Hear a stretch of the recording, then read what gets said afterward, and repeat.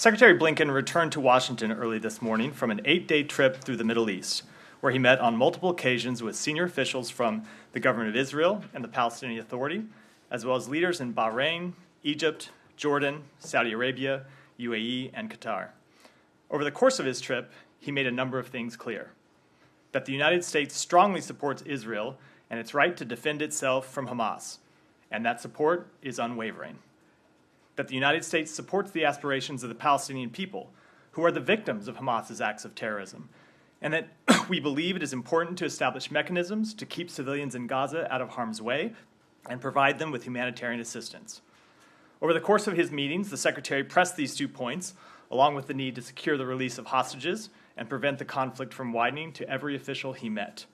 And when he returned to Israel on Monday, after his meetings with officials from other governments, he was able to deliver these messages not just on behalf of the United States, but also on behalf of others in the region who agree that Israel has the right to defend itself, but also want to see innocent civilians protected.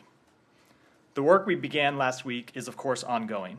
We continue to provide Israel with the assistance it needs to defeat Hamas, and you will hear the President speak more about that tonight. We continue to work to get humanitarian assistance into Gaza.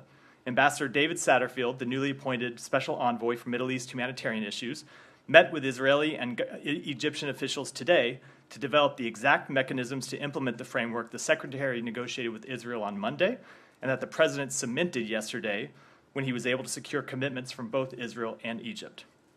Our work to secure the release of hostages continues to be a top priority, and of course our messages to other countries hostile to Israel, also other countries and entities hostile to Israel, continues to be clear. Do not enter this conflict. Upon his return to Washington, the Secretary met this morning with bipartisan members of congressional leadership on the Hill to brief them on the trip and what he heard while in the region. And over the coming days, he will continue. Sam, I'm going to ask you not to interrupt over the course of this briefing. I will call you if you. I'll finish my opening remarks, but just to establish a ground rule here, I will call on you for a question, but I would ask in return that you not interrupt either me or your colleagues in the media. With that. And over the coming days, he will continue our diplomatic engagements on all these fronts. Matt? Yeah. I want to start with something that is non-Mideast, just because I want to get it out of the way at the top, and that is the arrest in Russia of RFE journalists. Do you have anything to say about this? I do. We, of course, have no higher priority than the safety and security of U.S. citizens overseas. We are aware of reports concerning the detention of Alsu Kurmasheva in Russia. Whenever a U.S. citizen is detained overseas, the department works to provide all appropriate assistance. We have not been officially notified by the government of Russia about this arrest yet, but this is a case we have been tracking since May, when the Russian government seized her passports and prevented her from leaving the country. We haven't made the details of our work public until now because we thought it was not helpful to the cause to get her to leave. But this appears to be another case of the Russian government harassing U.S. citizens, which is why we continue to have a level 4 travel warning and encourage all U.S. citizens not to travel to Russia for any reason. Okay. So when you say that they haven't, there has been absolutely no radio silence, at least so far, from the Russians about her case. That's correct. And okay. I'll just say one thing about that. She's a dual citizen. Yeah. And as you're aware, the Russian government has refused, as often in the past, refused consular access when it comes to cases of dual citizenship. So we will be seeking more information about the case. And now on to the Middle East, and I'll just have one, and then I have to go. But is there any update on the situation at Rafah in terms of getting humanitarian aid in and American citizens out? So, as you saw, from the President say on Air Force One yesterday on his trip back from Israel, he spoke with President Sisi, and President Sisi committed to opening Rafah to allow the delivery of humanitarian assistance. Ambassador Satterfield met with officials from the government of Egypt and the government of Israel today in Israel to negotiate the exact modalities by which we can implement the agreement that the President secured.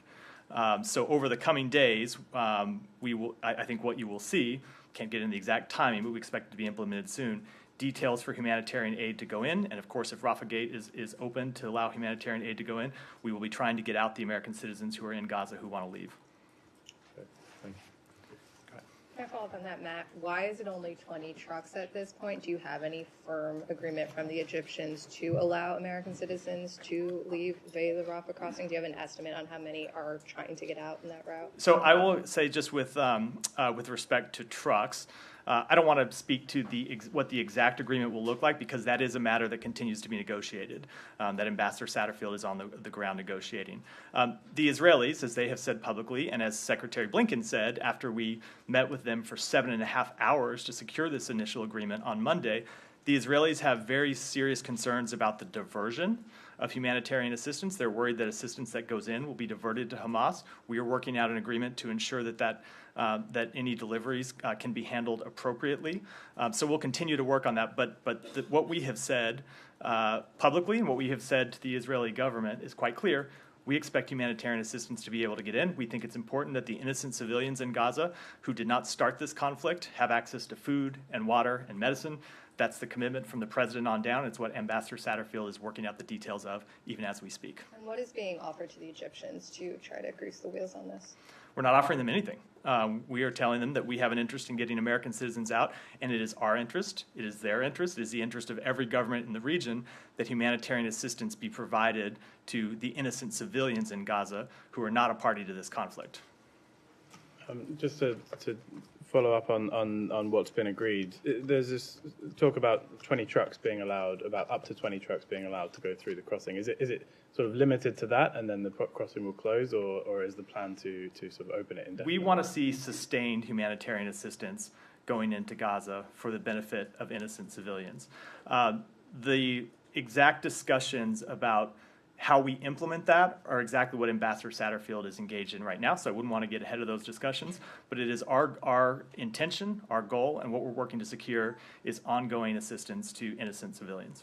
Why has it been so hard to get the Israelis to agree? You know, the UN is involved. The US can vouch for the fact that this is humanitarian aid coming in. Isn't it pretty obvious that 2.2 million people in the country, they're going to need more than this, but this is desperately needed aid. Why can't they just let it in? I think the concern the Israeli government has, and they've said this publicly, and they certainly said it privately to us, is that any assistance that goes in will be diverted once it's inside Gaza. That there's not an Israeli military force in Gaza. There's not a UN peacekeeping force in Gaza. The people with guns inside Gaza are Hamas, and so Hamas may try to divert this assistance and keep it from getting to the civilians who it is intended for. We think that's a legitimate concern. We've made clear that this aid needs to go to innocent civilians and not Hamas. We're going to be watching very carefully how it's delivered because we want to be sensitive to those concerns, which we share. So you don't have any way of making sure that happens, right? So we are working on the mechanisms for the delivery of this assistance. Still in the region, Alex? Yes, just very quickly on that. You mentioned Secretary will continue diplomatic engagements. I'm just curious, what is he hoping to achieve next couple of weeks and months? And does the Secretary believe that the ground incursion is something that Israel will not be able to back off? So we're going to let Israel speak to its military operations. It's appropriate for them to do so. As the president said yesterday when he was in Israel, as the secretary said when he was in the region, both in Israel and in other countries, it's important that when Israel conducts its military operations, that it does so in a way that protects innocent civilian life to the maximum extent possible. That is the responsibility of any democracy. It's what differentiates us from terrorist groups like Hamas. And then your second question was, you had a second question. Remind me. What is he hoping to achieve in the next couple of months? I reversed the order, actually. He hopes to achieve the same thing that we have been working on since the outset of this conflict. Number one, to prevent the conflict from widening. You've seen us, as a government, send very clear messages to other entities hostile to Israel, both through what the president has said, what the secretary has said, and by the fact that we have deployed 2 carrier strike groups to the region. We want to send a very clear message to other countries or other entities that they should not enter this conflict. Second thing we are trying to do is to secure the release of hostages. There are a number of Americans who remain unaccounted for. We know that some of those unaccounted for are hostages, and we want to secure their release. And then, of course, we want to continue to work diplomatically to get humanitarian assistance into Gaza for innocent civilians. Thank you. Please come back more on RFR report. Yeah, sure. Oh, I'll come to you next. Let me go. Actually, you stopped. You said two carriers, strike carriers, Eisenhower and the Gerald Ford.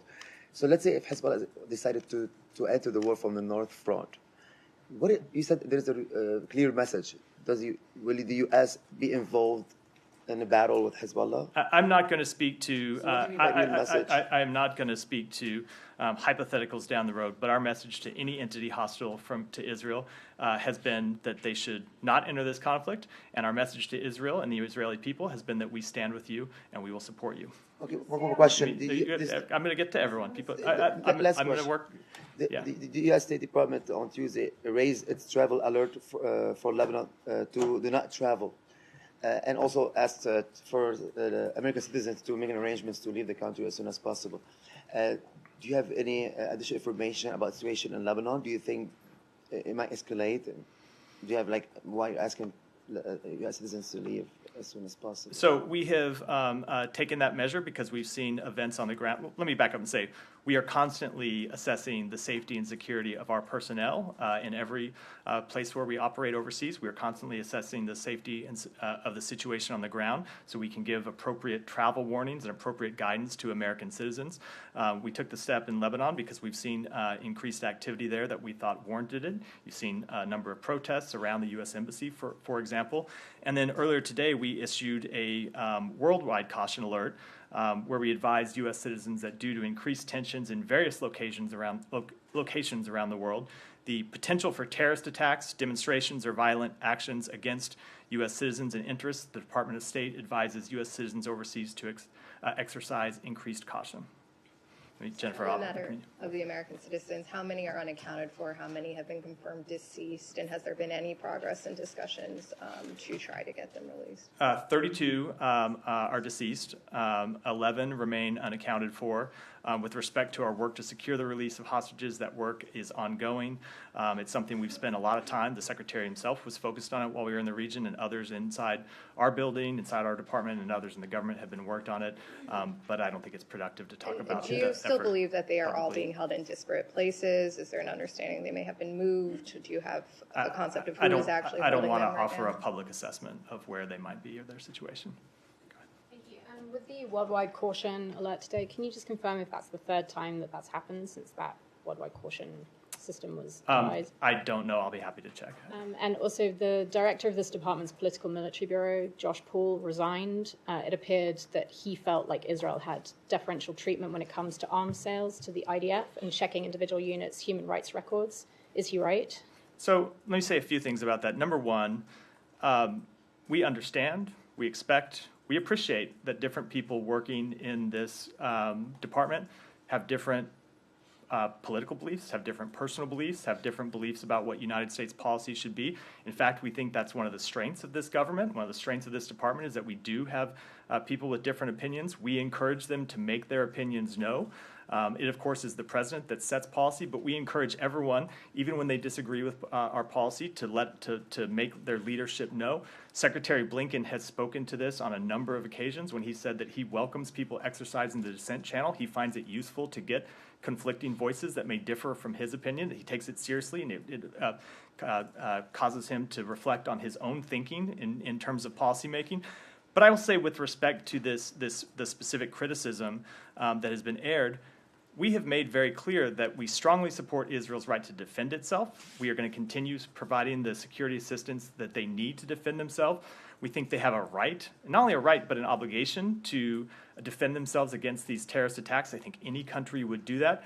But the president and the secretary have spoken to this very clearly, that we expect Israel to abide by all international law as they defend themselves. And we'll continue to work with them to ensure that they meet the highest standards. But Go ahead, finish. Go ahead. Sorry, Matt, but on a practical level, isn't the main issue, Matt? Go, I'm sorry. Again, we're not going to. We don't do interruptions. Go ahead. No. Somebody has to hold. I'm You're speaking. not a professor. Go ahead. You're I'm a speaking. propagandist. You're not a Hello? professor, Matt, and I'm sorry. I think your colleague is asking if she is asking a Can question. you wait till I've asked my Please question? ask your question, but he can't say. You know what? You actually don't get to tell other Every people how to person in answer. this room? No, Yeah. I'm telling you. I know. I'm telling you. It's at the quorum. You can't Go get ahead. away with that. Go ahead. Thank you. So, just on a practical level, does the military aid that goes to Israel, does it have the same vetting treatment as, say, for example, Saudi Arabia and Egypt? Like, does the Leahy Amendment apply to Israel when military aid is being vetted? We comply with all applicable statutory requirements and regulatory requirements in our provision of military assistance to Israel, as we do to every other country in the world. Can I ask a question? Go ahead. Thank you. Thank you, Matt. Do you have any figure on the number of Palestinians dead in Gaza thus far? I have seen the reported numbers. They're not U.S. government figures, but just as I've seen the Israeli reported figures. It is close to 4,000 people that have been killed, maybe mainly civilians. What kind of protection is the United States willing to give the Palestinian civilians? I mean, obviously, they are told to move from one place to another, yet they are targeted. So you keep saying that you ask of Israel that to protect civilians. Have you seen any measure by the Israeli assault thus far where it has actually taken the protection of Palestinians into consideration? We are working with the government of Israel. This is part of Ambassador Satterfield's charge, not just to get humanitarian assistance flowing into Gaza, which is something I've already spoken to at length, but not just to get humanitarian assistance flowing into Gaza, but also to establish places inside Gaza where innocent civilians can be safe from harm's way. That work is ongoing, but it is a high priority for us, and we are in discussions with the government of Israel about it, as well as the UN and other international bodies.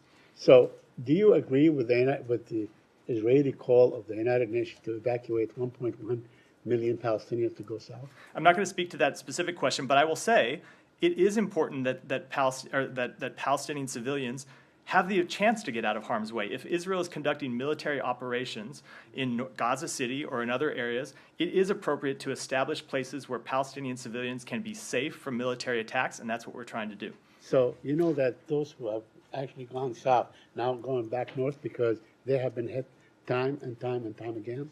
What I would say to that is exactly why we are working to establish these areas where they can be safe from harm. I have a couple more questions. One on your veto at the United Nations that was cast yesterday. Why would you cast a veto on a call to end hostilities for a very brief time so you can get human assistance going through? All other members of the Security Council, with the exception of Russia and England that chose to abstain, voted for such a measure. I would say a few things about that. Number one, we thought it was very unfortunate that resolution did not recognize Israel's right to defend itself in the face of these terrorist attacks. We think that is an important principle. I'm going to go back to what I said a minute ago, which is that Israel just suffered a massive terrorist attack, something that is 10 to 15 times the impact of 9/11 when you look at it on a per capita basis. Any country would defend it. I'm going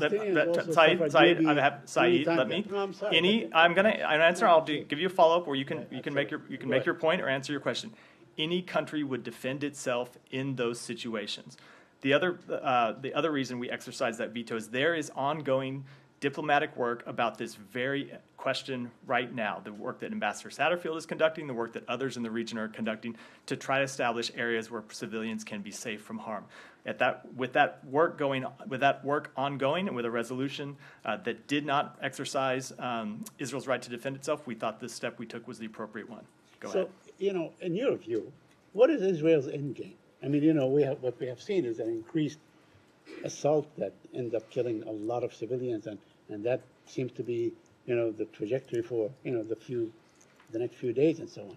What is, in your view, what is Israel's end game, or what should it be? Because you obviously are in talks with them. You talk with them at the level of the president, at the level of the Secretary of State, and so on. What is their end game? It's a good question. So I was just in with the Secretary, a number of meetings with officials from the government of Israel, including with Prime Minister Netanyahu, and what they tell us privately is the same thing that they have said publicly, which is at the end of this conflict, they want a situation where Hamas can never again govern and run Gaza in the way it has. They want to ensure that Gaza is not a place where Hamas can continue to exist and launch terrorist attacks against Israel, which we believe is a completely legitimate and appropriate position that any country would take.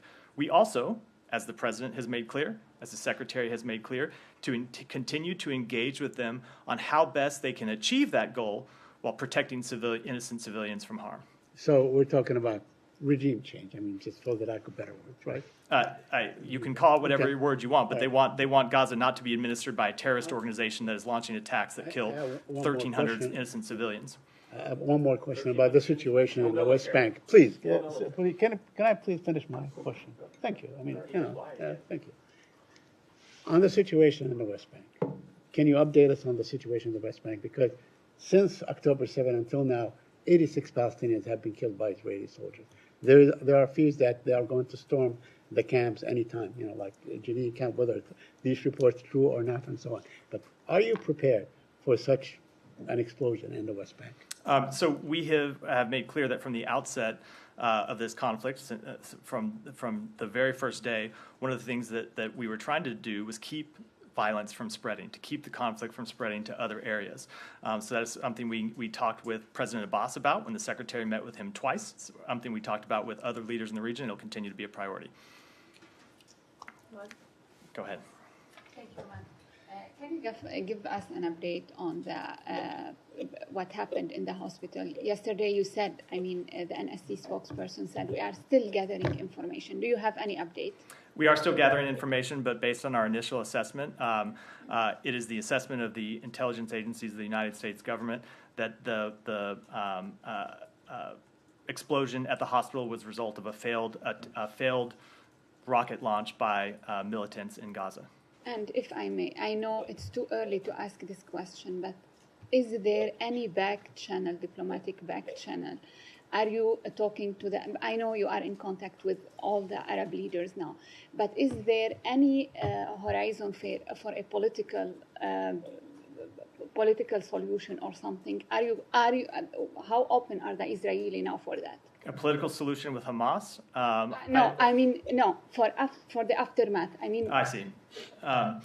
Look, it is something that we discussed with the Israeli government when we were there. It's something that the Secretary discussed with other leaders in the region. We are obviously in the very early days of this conflict, but it is something that everyone agrees needs to be a priority in ensuring that whatever happens to Hamas at the end of Israel's military operations, that something new be established, and I expect that will be the focus of a good bit of diplomatic work over the coming weeks. You mentioned many times that you are working very hardly to not let this conflict widen. In case, I want to repeat the question about Lebanon. In case there was any engagement by any other party, whether Hezbollah or others, what is the scope of your intervention here? To intercept, to stop, or what? I am not, again, going to get ahead of actual events and speculate what our reaction might be, other than to say that the President has made very clear that anyone hostile to Israel considering to enter the conflict should think twice about doing so.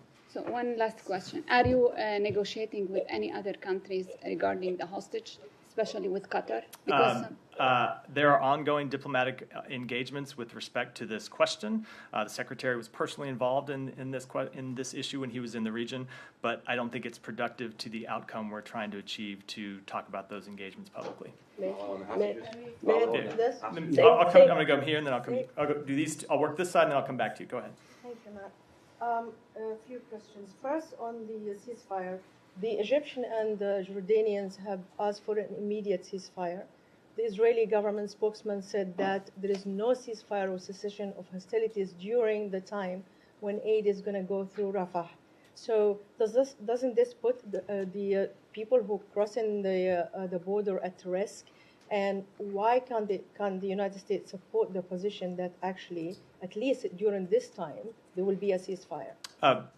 Because one of the issues that Ambassador Satterfield is in discussions with Israeli and Egyptian officials about is exactly how to open Rafah Gate and ensure that humanitarian assistance can be safely delivered in. So that would include, obviously, Israel not conducting military operations in the vicinity where humanitarian assistance is flowing across through Rafah Gate into southern Gaza. Okay, just follow up on the Josh Paul question.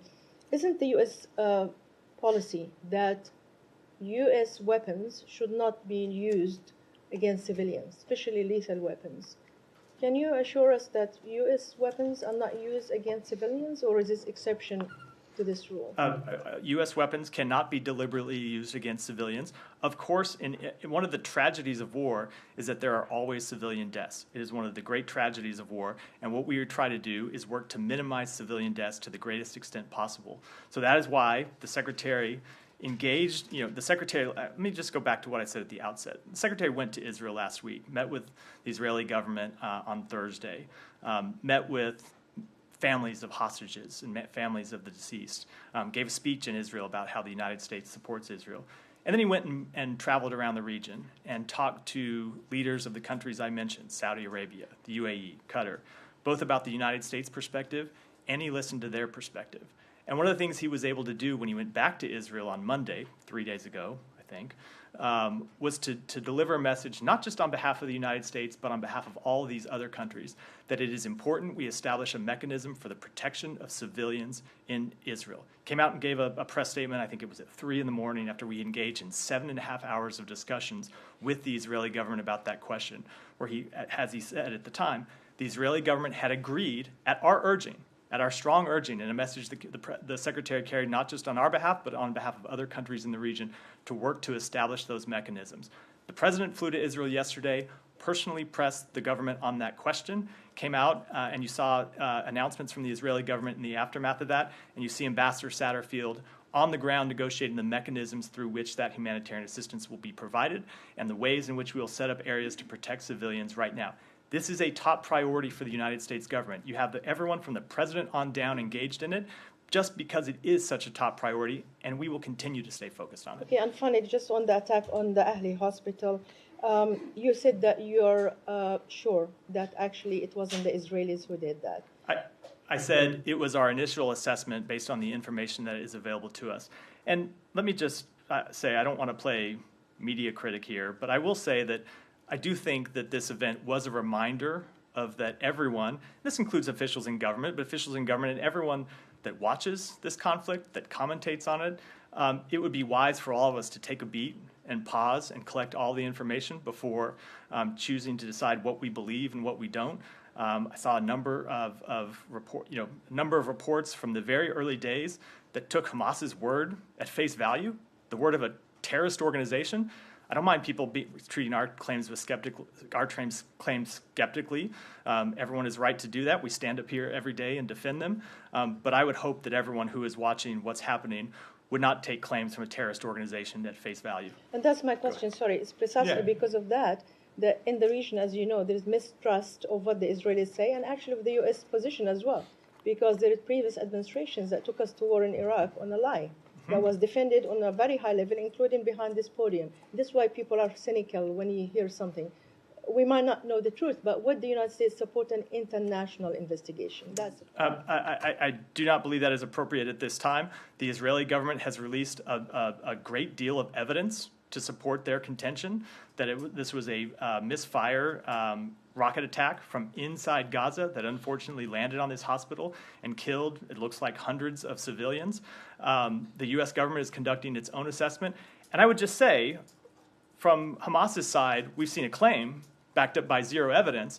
And it is unfortunate that a lot of people believe a claim from a terrorist organization in absence of them having provided any evidence at all, when you are seeing the Israeli government provide evidence. And I know people treat that skeptically, and I understand the reasons why.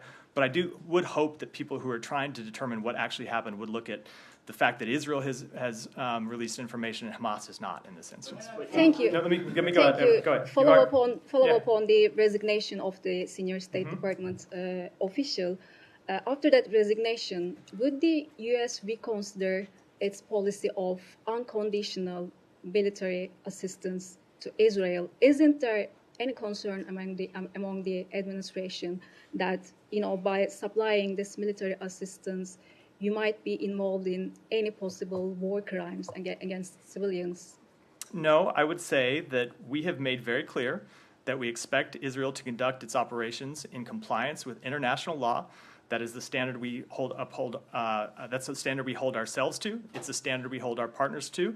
It's the standard every democracy ought to be held to, and we will continue to work with them and continue to deliver messages to them that they should conduct their military operations in to the maximum extent possible to protect civilians from harm. I have a follow-up on the hospital attack. Would the U.S. consider making that evidence, that data related to hospital attack, public? I don't want to speak for those are not assessments that are conducted in this building, and I wouldn't want to speak to other agencies' equities from here. Go ahead, Shannon. Thanks. On the hospital blast, we saw several Middle Eastern leaders come out quickly and going off of Hamas's word, condemn Israel, condemn the IDF, but now with the U.S. assessment, has there been any high-level outreach from this building to either share that intelligence or encourage them to walk back some of their initial condemnation? I don't want to speak to private diplomatic negotiations, but one of the things the Secretary did make clear in his travels around the region is that we think everyone ought to be very clear on what Hamas is, a terrorist organization, and be clear about that publicly and be clear about that privately, but beyond that, I wouldn't want to speak to private conversations. As a follow-up, does the State Department think that if some of those leaders were to come out and have some more measured statements, walk back some of their initial statements, would that perhaps lower the temperature in the Middle East, where we're seeing widespread protests? Go ahead, and if you wouldn't mind repeating that question. Is the view of the State Department that if some of these leaders were to walk back their initial statements, encourage caution as the State Department has, would that perhaps lower the temperature where we're seeing some of these widespread protests? I don't want to speak to what other leaders should do. But I would say we have made very clear that we think everyone ought to be open and crystal clear in talking about the fact that Hamas is a brutal terrorist organization that killed hundreds and hundreds of Israeli civilians. And of course, we would hope that everyone that looks at what happened in the explosion at the hospital would look at the evidence in making up any determinations and not just rely on the word of Hamas. Go ahead. Thank you, Matthew. Excuse me. Why did the State Department allow for the lowering of flags in the aftermath of the hospital attack per a department cable sent out to U.S. diplomat and consular posts, but not in the aftermath of the October 17 Hamas attacks on Israel? What does the House Speaker saga say about America's standing in the world? Is the State Department concerned about the vacancy given that the U.S. cannot send supplemental assistance to Israel or Ukraine without a House Speaker? What we said in respect to the lowering of flags is that embassies could make decisions consistent with longstanding State Department policy and State Department regulation to decide to lower their flag when a state of mourning has been declared in that country. There are other considerations that go into, but that's one of them that embassies can consider. I think places where the flag has been lowered, it's because there has been a state of mourning that was announced by the government. We, of course, mourn the loss of the innocent civilians who died in that explosion at the hospital, just as we mourn the loss of 1,300 Israeli civilians in the deadly terrorist attacks by Hamas. With respect to the question about the flag at our embassy in Israel, there was not a national day of mourning that was declared, which is one of the things that goes into the policy. But I think we've made pretty clear our sympathies for the people of Israel when you saw, for example, the Secretary traveling to the region and meeting with the families of a number of Israeli and American citizens who have lost their lives, of meeting with the families of hostages, of giving a speech in Israel where he said that the United States stands by you, and talked about how he was personally affected by the tragedy. And the second question with respect to, look, I'd say that when it comes to funding, the president's going to speak to this somewhat tonight, so I don't want to get too far ahead of the president. Never a good idea for a spokesman. But I will say that we do think it's important that we have a functioning partner in Congress who can support our allies and our partners around the world. We have made clear that we stand by Israel just as we stand by Ukraine. There are two democracies defending themselves from attacks from outside. And so as we do everything we can as an executive branch, there is a time when we're going to need to go to Congress for more assistance, and it would be nice to have a functioning partner in that regard. And the National Security Council of Israel raised the travel warning to Turkey to its highest level, warning any Israelis in the country to leave. Are you concerned about the safety of U.S. nationals in Turkey, and how do you intend to handle this with Turkey, which is a NATO ally? So I won't speak to the question of the travel warning, but as I said, we issued a general, the travel warning that was not issued by the United States. As I said, we issued a general travel warning for Americans all across the world to take caution and be on the lookout for increased tensions wherever they might be. And I would encourage any American who's traveling overseas to enroll in our Safe Traveler program so they can get updates about where they are or about conditions wherever they might be. Go ahead, Janie. Thank you. Thank Thank you, Matt. Russian President Putin and Chinese President Xi Jinping blamed the Middle East crisis on U.S.'s faulty diplomacy, and they said that they supported Hamas. Meanwhile, China says it will act as a mediator for peace between Israel and Hamas. Do you agree to Chinese arbitration? I would just say that the instigator of this current conflict is Hamas, plain and simple, full stop. It is Hamas that launched a deadly terrorist attack inside Israel and killed hundreds and hundreds of civilians. With respect to potential mediators, I would say we think at this time the appropriate step is not mediation with Hamas, but Israel defending itself, as any country could.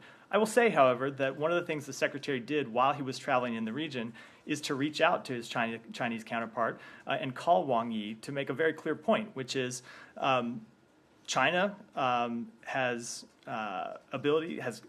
lines of communication with a number of countries in the region. We have said in this, going back to the Secretary's trip to Beijing in June, that one of the reasons we wanted to have lines of communication open with China was that so when there are crises across the world, not just bilateral issues between the United States and China, but when there are other crises, that China can use its lines of communication or its influence for good. So if China could do something to prevent the conflict from widening, that is certainly something that we would welcome, but I don't think that goal of ours is consistent with the proposal that you mentioned. As you know, the North Korea continues to transfer weapons to Russia. Does the U.S. have any tools to block armed trade between Russia and North Korea? So we've spoken to this somewhat before, back before this latest crisis. I will say that, as I said back then, part of the reason Russia has had to go around the world looking for arms is because of the sanctions and export controls that we have imposed on them. One of those states is the DPRK. We have released information to show that military assistance is already moving from DPRK into Russia. We will closely monitor that, and we will take whatever steps we can to hold the parties to account as we have in the past. Thank you. Matthew, good afternoon. Two questions, if you would, please. One, the Catholic Patriarch of Jerusalem, his name is Cardinal Pier Battista Pizzaballa, he recently said he would allow himself to be taken hostage by Hamas if Hamas would release the children they are currently holding in captivity. One, is the State Department aware of that offer? I've seen public reports about it. I don't have any comment about it. Our position all along has been that Hamas should just release the innocent civilians that it's holding. It's not necessary to have any further negotiations. These are in many cases children, in some cases babies, and that Hamas just ought to release them. Does the State Department believe the Vatican can play a role in helping free the hostages? We would welcome diplomatic engagements by any country to try and secure the release of hostages. And number two, please, more specific.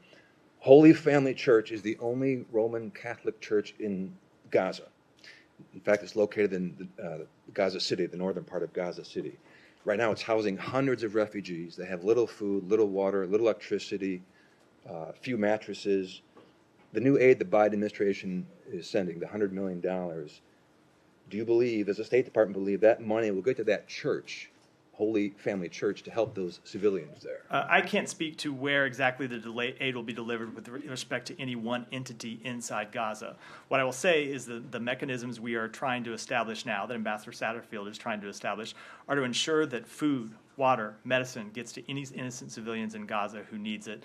That could possibly include a church. It could include others. The point is that any innocent civilian, not a Hamas terrorist, but an innocent civilian, should have access to the food, water, medication, and other humanitarian assistance that they need for their daily lives.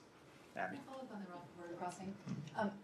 I know we're looking at 20 trucks possibly coming across, but how much aid total is waiting to come across that border? And can you give any more details on, once it crosses over, how it will be distributed and where it will go? Both of those are questions. I know there's a number of aid that's pre-positioned by various agencies and nonprofits outside of Rafah in terms of how it will be delivered inside Gaza. when it moves through Rafah into Gaza are questions that we're working through right now. And one more follow-up on the worldwide threat. Were there any specific threats that the State Department saw that led them to issue that alert? I would just say we're monitoring conditions around the world. We're monitoring conditions in the region. We take a number of factors into consideration when making that determination. It's not necessarily any one thing, but everything that we're watching around the world. Still on Israel? Or Yeah. go ahead. Go ahead. Yeah, go ahead. Sorry. Afghanistan, please. Oh.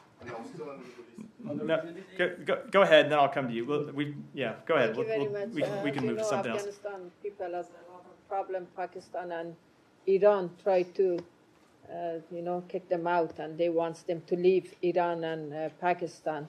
And so many refugees live in these two countries. There is any way to bring a little pressure on these two countries, Pakistan and Iran, to keep Afghan refugees so far, because some of them, they try to leave Pakistan and Iran to come to the United States, and some other country, they have a lot of difficulty, and they push them to leave the country. I would say that we urge all states, including Pakistan, to uphold their respective obligations in their treatment of refugees and asylum seekers and to respect the principle of non-refoulement.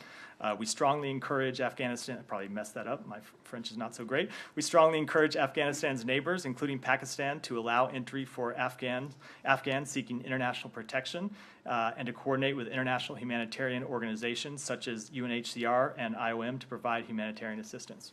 Go ahead. Thank you. Yesterday, the U.S. forces in Iraq engaged with 3 attacks, drone attacks. The second drone attack resulted in minor injuries to the U.S. forces. Do you think that this is a message from the Iraqi militia to U.S. forces in the region? If they are doing what they are doing in the region with Israel, then they are getting involved into this war? And secondly, who do you blame for this? I would say with that's a matter we're still looking into. We obviously take very seriously the safety and security of all Americans overseas, especially our forces serving overseas. And for further comment, I'd refer you to the Pentagon. Yeah, and secondly, Egypt's President Sisi suggesting Nakab instead of Sina for Gaza refugees. Do you support the idea of President Sisi? He's suggesting Nakab deserts to settling the Gaza refugees instead of Sina. This is inside Israel. Do you support the idea of resettling the Gaza refugees inside Nakab deserts in Israel?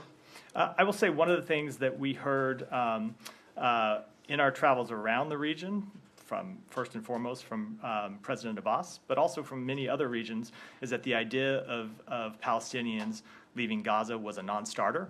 They did not want to see Palestinians leaving Palestinian land. That's one of the reasons why we focused on setting up areas inside Gaza where they can be safe from harm. Go ahead. Thank you. One question on Israel and one question on Russia. Amnesty International last week said that it has evidence Israel used white phosphorus to bomb dense areas in Gaza. Are you aware of this report? I've seen the report. I don't have any evidence to show that it's accurate. And on Russia, the Russian Deputy Foreign Minister Rabkov said earlier in October that Russia has no other choice but to revoke its ratification of the CTBT treaty because the U.S. doesn't show any sign of ratification.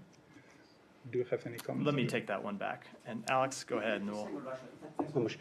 Back to the second U.S. reporter who has been arrested in Russia. You said you have no information and have not been officially notified. Is that the reason why the U.S. State Department hasn't still designated her as a wrongfully detained? Well, she was just detained in the last 24 hours, according to reports. She was detained. She was her passport was taken. We've been working on this quietly. I'm not going to speak to all of those efforts, but it's something we've been focused on. But she was just arrested, according to reports. Again, we've not been officially notified or had contact with her just in the past 24 hours. And as you know, Secretary told us in May, following Gershkovich's arrest, that all of the U.S. citizens acting as reporters in Russia have left Russia. Is that still the case? Do you have any updated information? How many American journalists are still operating? It's not something that we're necessarily able to track, journalists coming in and out. But I would say that our guidance has been very clear, which is no American citizen should travel to Russia for any reason. It's quite risky to do so. We've seen American citizens detained for no reason, arrested for no reason. So we would encourage any American not to travel to Russia. And with that, a wrap for today. Oh, one more from Abby. Yeah. The UN Secretary General has reiterated his call for a ceasefire in this conflict. Do you, how do you respond to that with the UN taking that message? That is not our policy. We support Israel's right to defend itself. You have to remember that Israel is still under attack. Hamas is still launching rocket attacks at Israel that have killed innocent civilians. And we believe Israel ought to have the right to defend itself against those attacks. At the same time, they ought to do so in a way that protects civilians from harm to the greatest extent possible. I'll stop for. We are, of course, we are. I'll stop for there today. Thank you. Thank you.